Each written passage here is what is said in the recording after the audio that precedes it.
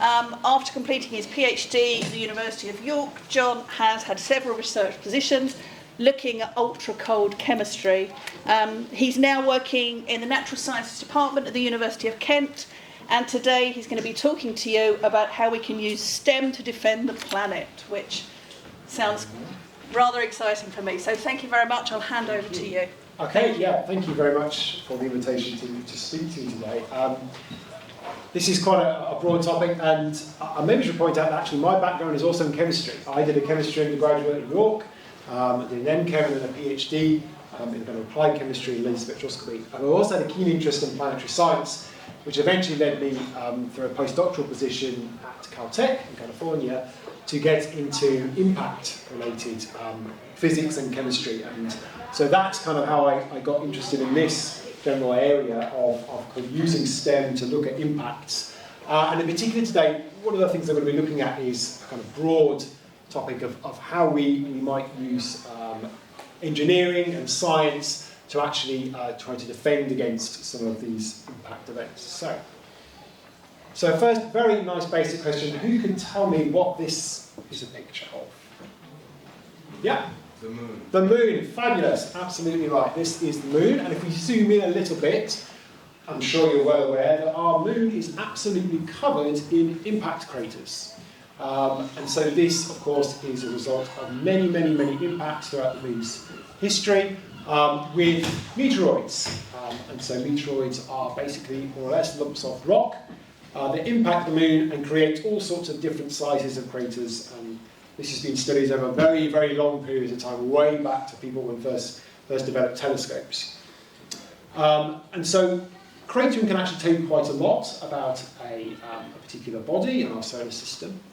Another question then, this is a little bit more tricky, who can tell me what this is a picture of? Yeah? Is it also the moon? It's not the moon. Yeah? Callisto? Oh, nice guess. Not Callisto, but you're going towards the right kind of direction, towards the outer solar system. Io? It's not Io, but some very good guesses. This is actually Pluto. So this is an image of Pluto that was taken by the New Horizons space mission a few years ago now. And when people first got this image back, they were astounded because Pluto was considered to be basically a very boring lump of ice in the outer solar system. People did not imagine it to be so diverse in its kind of topography and morphology. And so we can see very good evidence on some parts of Pluto of lots of different types of impact craters. But what's curious about Pluto and other also outer solar system bodies is we also see areas of their surface that are much more fresh. So this kind of white area that you see kind of in the middle there, this is effectively a layer of snow. And the fact that there are no impact craters in these areas, what that indicates to us is that the Pluto's surface must have been refreshed at some point during its history. There's a continual refreshing process that's going on. And so again, the absence of impact craters can also tell you quite a lot about different solar system bodies. So one question might be, well, where do these meteoroids that are impacting our different bodies in our solar system come from? So, I mean, this is a very, obviously not to scale, image of our solar system. And we can see, you may know that, of course, our solar system is divided into kind of inner solar system and an outer solar system. So the inner solar system encompasses the bodies Mercury, Venus, Earth and Mars, and of course our moon is within that. And between our inner and outer solar system we have an asteroid belt. And so the vast majority of the impacts that will happen on our moon will be coming from meteoroids from this asteroid belt. Now if we look further out into the outer solar system going towards where Pluto is, we can see we also have a kind of asteroid belt which is known as a Kuiper belt objects. And this is another kind of belt of these kind of asteroids and meteoroids that can then gradually work their way into our solar system, our main solar system, and impact other bodies. And so the origins of these are actually really important. And by studying these asteroids and meteoroids, we can learn quite a lot about their origins, their history, and also how they may have actually come to kind of work their way towards a different, towards Earth and various other places. And this is also important because this potentially can also tell you something about the way that the solar system first evolved. So why the planets ended up as they are now. So it's probably worth pointing out that these kind of high-speed impacts are actually very, very common throughout our solar system. So this is an image on the bottom here of an asteroid known as Ryugu. And there was a Japanese mission called Hayabusa 2, which actually specifically went to look at this particular asteroid and did a deliberate impact. And so it basically fired a kind of mini satellite, if you like, at the surface of Ryugu and observed that impact itself. And so what it could see, and we'll see lots of examples of this, is a kind of, you can see this, as a kind of wispy, what we call an ejector cloud that's coming up from the point of impact, and they were actually able to capture some of this material.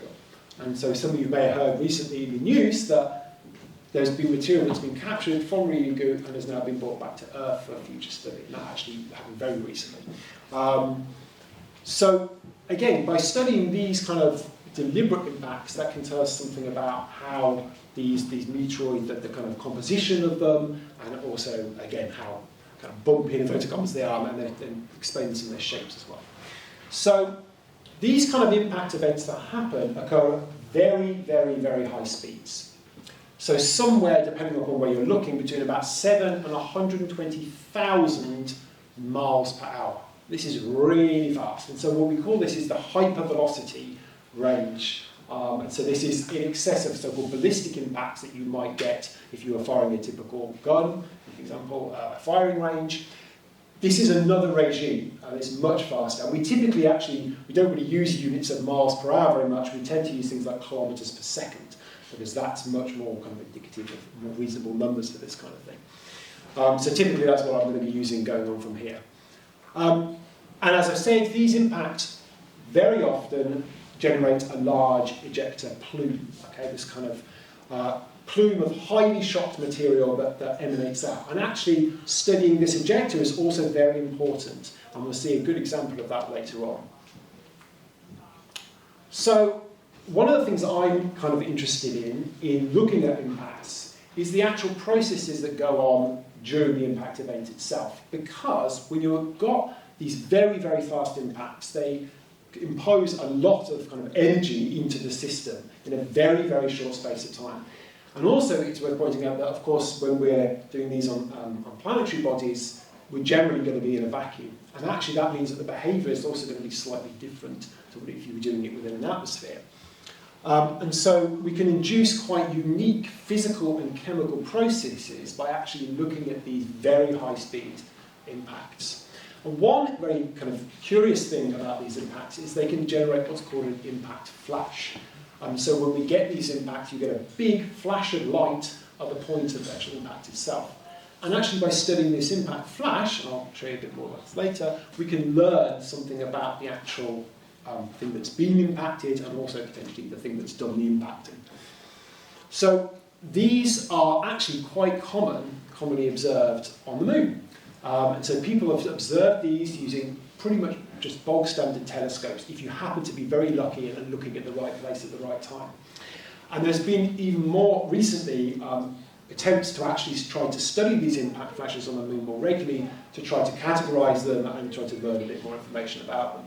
So this is a video taken from some collaborators of mine at the Observatoire de la Côte d'Azur, where they've deliberately done this. They've basically pointed a telescope at the moon and they've been looking for these impact flashes. And so in 2020, this was the first one they observed. You see in the top left-hand corner with the arrows pointing there. This is during the height of COVID. They were able to observe one of these. And this is actually one of the slightly bigger impact flashes you'll get. Generally on the moon, the kind of typical ones you'll observe are very, very short-lived, on the orders of a few milliseconds. This was a little bit bigger, so you can actually see the flash quite nicely here. This process is continuing. There's actually going to be a small cube satellite that's going to be launched in a couple of years called Lumio, who is going to basically orbit the moon and actually study these impact flashes in more detail. I'm fortunate to be part of that science team. So these actual processes that I've been talking about so far actually have very broad applications. So within areas like planetary defence, kind of more fundamental planetary science, geochemistry, astrochemistry, material science, engineering associated with that, astrobiology. These are all fields that actually look at these impact events and can learn something from them. Okay, so I'm mostly going to be focusing on planetary defence kind of applications today, but I'll show you a little bit of broad applications later on. So just to kind of show you some of the damage that these impact events can cause, I'm just going to have a couple of photographs here that show you some of the damage of these hypervelocity impacts on spacecraft. So on the left-hand side, this is actually an image of an impact that occurred on a space shuttle window that was recovered by NASA. So this was hit at about 10 kilometers per second by a 0.1 millimeter piece of orbital debris. And orbital debris is basically space junk. It's the stuff that's been left in our orbit from previous missions and stuff we put into our atmosphere or further up. And these cause problems because, of course, they fly around, and eventually, of course, as we launch more and more things into the Earth orbit, they will hit things. And so this was only a tiny, tiny shard of a piece of some of this space junk. But you can see that even a 0.1 millimeter piece can cause quite a big impact rate. It's about 3 millimeters across. Okay, so if we were to be hit by something bigger than that, it could cause quite a bit more damage, as you might expect. So on the right here, this is another example. This is taken from an image of a solar panel on the Hubble telescope. You can again see a lot of damage here. And of course, this means that this particular solar panel is not going to function very well. Okay, so this is a constant threat to spacecraft and satellites, which of course we all rely on heavily nowadays for GPS and various other things. And so defending against these kind of impacts is actually a really important area of science and engineering. So there's been a lot of investment within spacecraft shielding over the last kind of 30 to 40 years, I would guess, particularly in the US, and trying to develop very efficient spacecraft shield designs. Now this, you might think, well, just put a really big, thick plate of metal in the way, that will stop it, that will help. But there are issues associated with that. And hopefully what I'll go through here will demonstrate that a little bit. So most current solutions are based around what's known as a Whipple shield.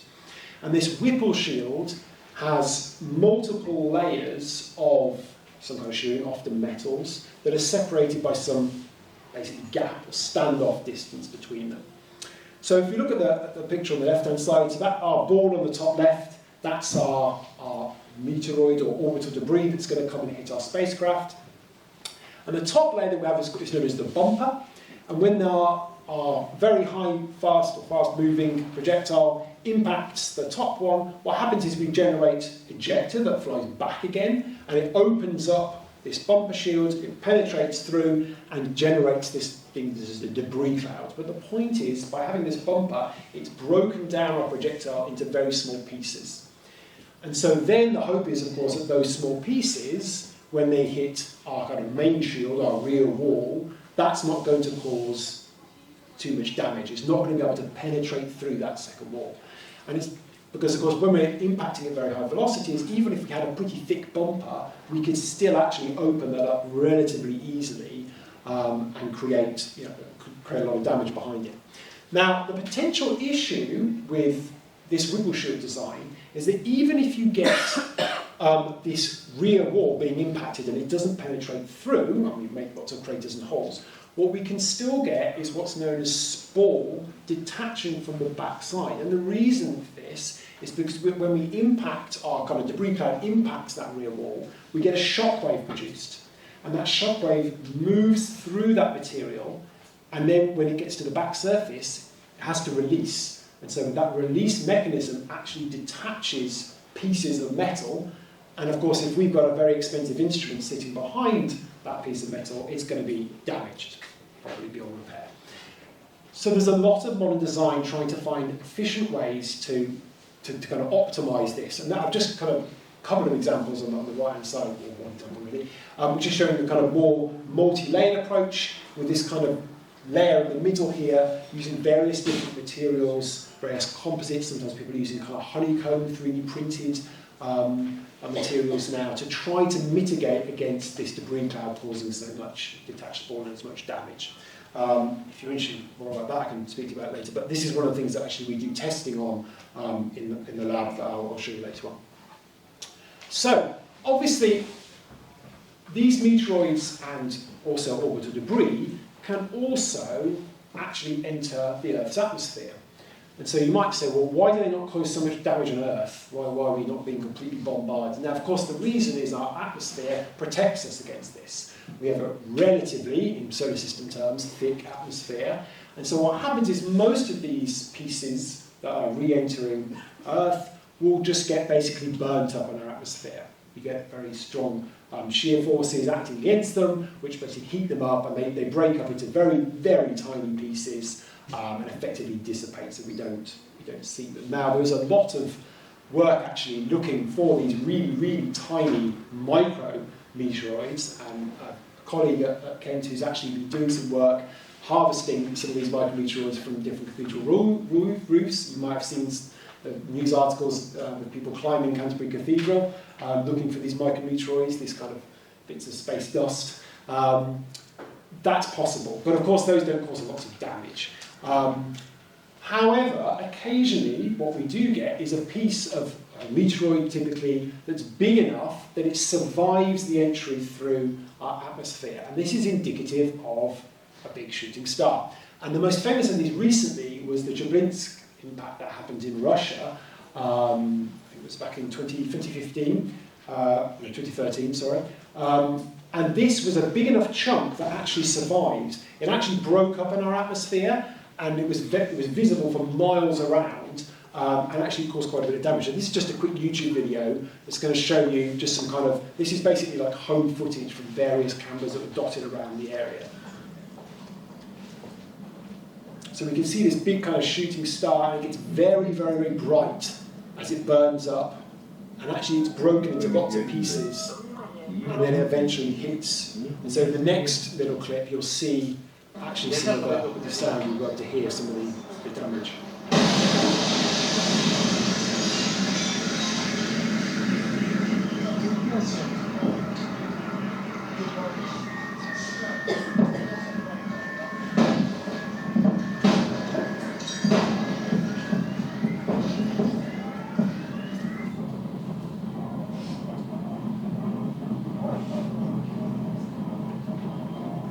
I mean, this is just someone literally filming it on their camera phone, right? So,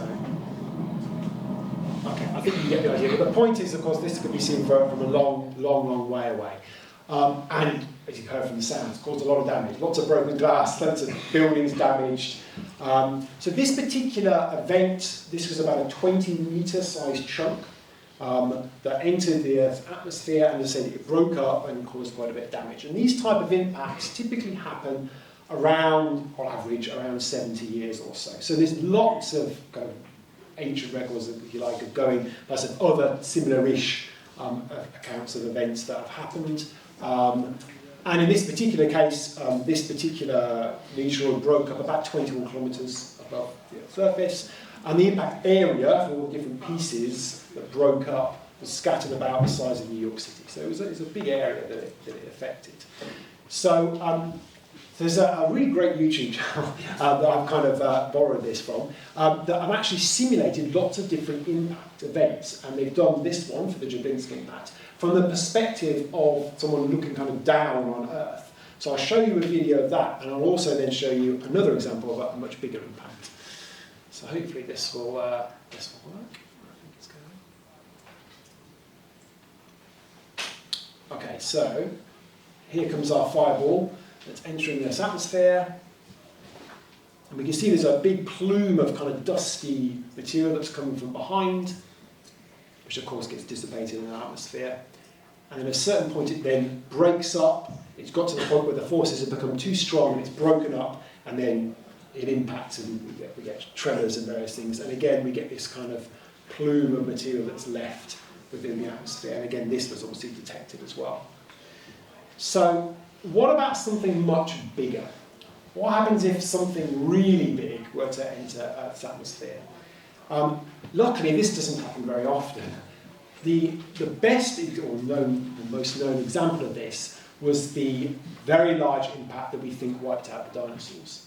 And so this happened over an area, we have an impact crater, could kind of show this, over an area of Mexico. Luckily, these kind of size regimes of impact only occur every, I think the estimate is about 490 million years or so. So it's not very likely, thank goodness, to happen in our lifetimes. However, it is perhaps worth kind of looking at the potential scale of these. This is about, the impact energy is about 8.7 million times as our bomb. So it's a lot of energy. So here we go, this is our huge impact, and it's going to come in now. And for some reason they decided to aim at France, not sure why. And we get a small piece that's breaking off, and then we can see it's being superheated, but it's not broken up enough in our Earth's atmosphere. We're getting a large plume, and then boom, it hits. Now we can see there's a shock wave that emanates in vast, vast different distances across, so it's starting to get towards Spain there. And superheating the floor, and we get a massive crater on the order of 200 kilometres or so. Now, what's another interesting thing from this still at the end is, of course, that dinosaurs weren't just located in one particular location, in Mexico or France or whatever ancient body it was. But we know that they were wiped out across the entire planet. So the question is why, even if we have an impact in one location. We can see from this image that the dust and the smoke and everything from this size of impact effectively covers the entire Earth. And it was this that we actually think was the big contributing factor, because basically the sun's light was blocked out for very long periods of time because of the amount of just dust and gunk that was thrown up into the atmosphere and just couldn't dissipate for a very long period of time. So there's no sunlight, so plants can't grow, so herbivores can't eat, so carnivores can't eat herbivores. And so we think now that was the primary reason why most these dinosaurs and ancient species died out at that particular time. So there we go. Now, how does this relate to protecting the planet? So you might have heard of a mission that launched a number of years ago, but kind of came to fruition about a year ago now, which was called DART, which stands for the Double Asteroid Redirection Test. And this was a kind of test by NASA to see if in the future there was a meteoroid that we think was going to cause a problem and cause a lot of damage to Earth, could we just give it a little push to try to stop it actually hitting us? So we weren't aiming to actually kind of blow it up or anything, but we could just impact it with enough energy to change its orbit enough that it wouldn't actually come into contact with Earth. And so this is what we were trying to do. And so they took this is the kind of idea, so obviously this is Earth, and then the kind of fictional scenario is there's a meteor going to hit by Earth, bang, that's not good. So let's give it a little push, change its orbit, and so Earth will fly around and it won't hit us. That's the general idea of this mission. Okay, now of course we can't test it on something that's coming towards Earth because it'll be a bit late by that point. So what they did is they picked a system that was relatively well observed and well known, which was the Didymos Dimorphos system. So this is a binary asteroid system. And we have the kind of bigger one in the middle, that's Didymos, and then the smaller one is Dimorphos. And Dimorphos was the one that we aimed this satellite at, that was trying to give it a bit of a push and change its trajectory.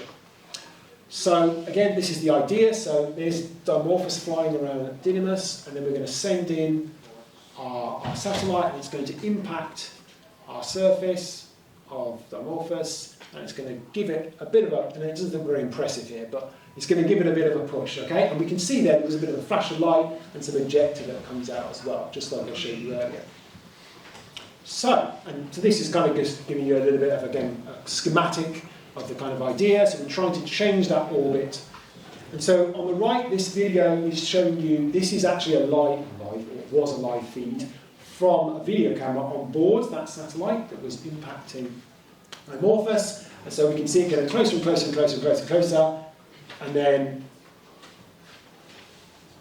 we lose it, because of course it's smashed into it, and of course the video camera's probably not going to survive that. But the point is that we can really tell. And what's interesting as well, actually, these images could really show us a lot of the kind of morphology and the topology of this asteroid that we hit. So it's a kind of a bonus, if you like. So, of course, the question is, did it work? So the aim originally was to try to change the orbital period by about 4.2 minutes. Now, current estimates think it's about, from the measurements that we made, about 32 minutes. So that's actually quite a bit longer, a bigger change than we expected. And one of the reasons they now think that we basically gave it a bigger push than we anticipated is because that the original calculations didn't account basically for the same amount of ejector that was then subsequently measured. We actually created a much larger ejector plume than was originally anticipated, and of course that is actually contributing to a change in momentum. Okay, if you've got particles being thrown in the opposite direction to the actual piece that's moving, you get a bit of an extra push. So that's what we think now has made that a bit bigger. So it was a success, a very successful mission, really.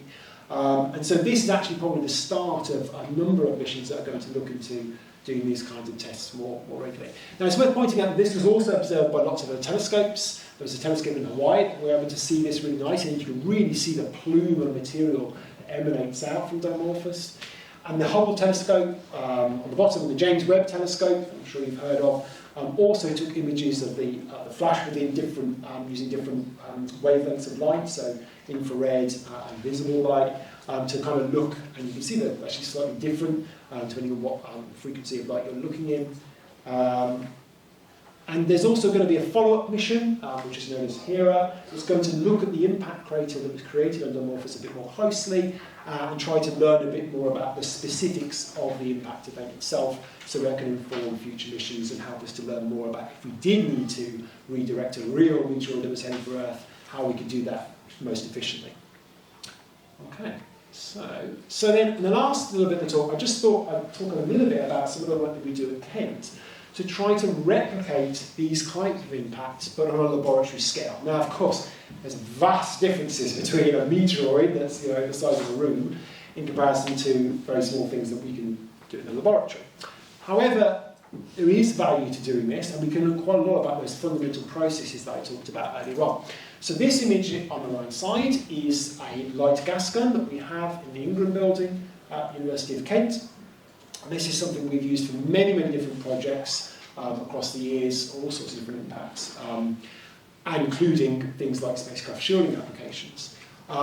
So I'll very quickly go through vaguely how this works. I'm obviously not expecting you to remember all this, but basically it's a gun. It's more or less operating in a similar way to a lot of other guns, but there's a key difference. And the key difference is the fact that it's a so-called two-stage gun. So there are kind of two main parts in terms of the firing of it. So on the right hand, going from right to left, we start on the right side, we've got a pendulum, which strikes a firing pin, which basically sets off a shotgun cartridge. So that's basically very similar to the way you fire a normal gun. You have a primer that has an explosive in, and that detonates and sets off the gunpowder in the powder chamber. Again, very similar to a normal gun. Now that is the first stage, if you like. In order to get to the very high speeds that we want to launch very small projectiles, kind of on the millimetre scale, to very, very high speeds, what we need to do is to use that to initiate another acceleratory force. And what we do, therefore, is to use that kind of initial blast from our powder to accelerate a piston, which is just a piece of plastic, really, down a pump tube. Now, this pump tube is filled with a light gas, typically hydrogen or helium. And the reason we do that is that this piston compresses that light gas in a very, very short space of time. And then that creates a very strong shock wave, which is released when the burst disk at the end of our central breach it gets to basically to a particular threshold, and then it will suddenly burst open. And then the shock wave that's generated when that burst occurs from our light gas pushing really hard, what's what we use to accelerate what's labelled as the sabot there. Now the sabot is basically, again, a little bit of plastic which carries the projectile that we're interested in firing. Because we don't always want to shoot plastics, we can shoot all sorts of different things. So the sabot is a little bit of plastic which pushes our projectile down our launch tube out in this thing called the blast tank. In the blast tank, the sabot is a very clever thing, and it's made of quadrants, and these quadrants separate, and so leaving the projectile going exactly where we want it to go. But we don't want this sabot going to do our impact on wherever we're trying to hit.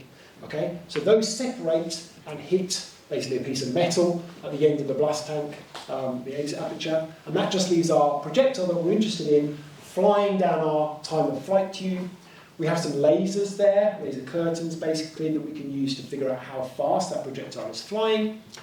And then we've got a couple of small target chambers at the end where we actually do the impact that we're interested in. Okay? So, what 3 and 7.6 kilometers per second?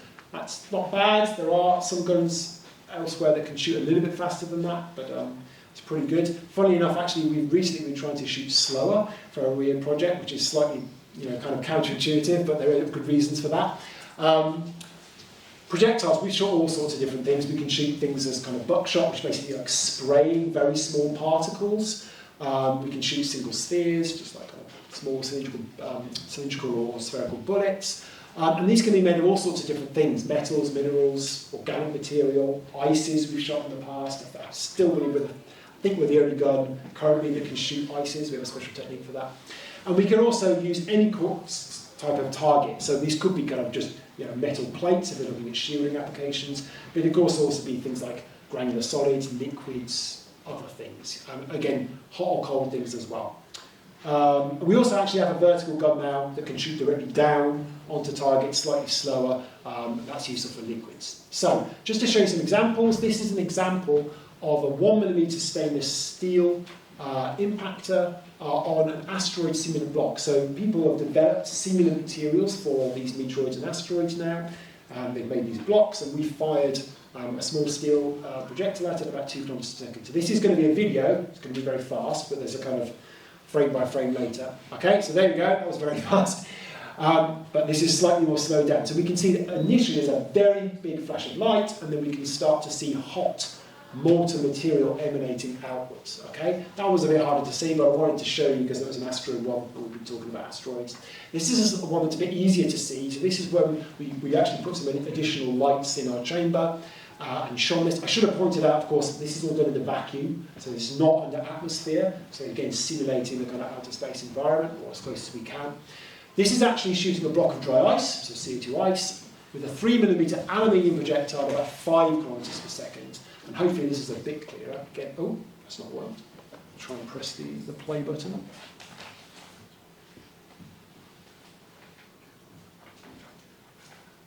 Oh no, you're not going to work. Come on. Oh, that's really disappointing.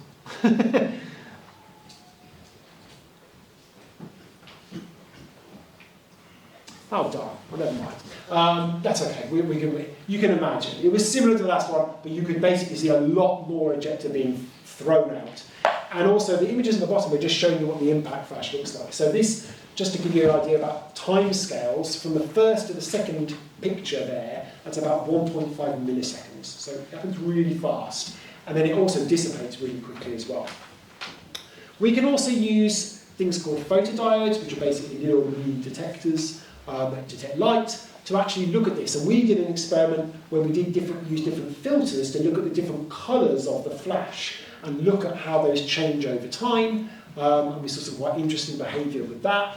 And we can also see that even a very modest change in impact speed can change that behaviour quite dramatically. And so actually it turns out this impact flash, the evolution of that over time as our ejector comes out, actually has distinct phases, and actually you can start to see those as you go to kind of longer times. So you have a very kind of fast, very kind of what we call jet, which is very, very highly energetic and very bright, and then we get a slower moving kind of plume of hot material that comes out that we can also see. And so that's interesting kind of on a fundamental level to understand what's going on there. We can also look at the effect of using different projectiles. So we did an experiment just again shooting dry ice but with different projectiles, and we noticed that using all these kind of copper, stainless steel, glass, nylon, all had these lovely blue colours, but when we used aluminium it was all kind of yellowy, and we thought, well, that's strange, why is that? So let's have a look. And what we did, we used our photodiodes again and had a look, and again we could see most of the wavelengths that we're looking at, the aluminium behaved very, very differently. That's the red line there. So again, that was curious. But we noticed in one of the photodiodes, which is a kind of letting through green light, that behaved more similarly to the other projectiles. So we thought, well, that's curious. What is it about this colour of light and that particular emission that's different? So what we did a technique called emission spectroscopy. So we're using a spectrometer now to split up our light into different wavelengths and generate an emission spectrum to look at the different chemicals, the atoms, and the molecules that are generating that emission, that light. And so by doing that, we can see all sorts of various things. Sodium is an impurity you can never get rid of. Zinc was actually part of the aluminium alloy that we were using for our projectile, so we saw some emission for that. But what was really critical was this ALO, which is aluminium oxide, but that's not the aluminium oxide that you would get from kind of corrosion. So that's Al2O3. This is ALO. This is a very short-lived radical species that's generated within these environments, these very energetic environments, actually radical, if you're interested. And this has very strong emission right around where that particular green colour was looking. So it was basically looking exactly in this region here. And so there was a very curious effect where this aluminium oxide is effectively quenching the overall emission decay curve that we saw. It's basically taking energy away from that process and emitting it as molecular emission here. And so that we were the first people to actually see that kind of behaviour, so it's quite curious. Anyway, I think I wanted to spend too much more time, so I really appreciate you all listening, and hopefully that's given you a bit of an indication about how we can use these kind of facilities to look at some quite interesting phenomena. Thank you very much for your attention.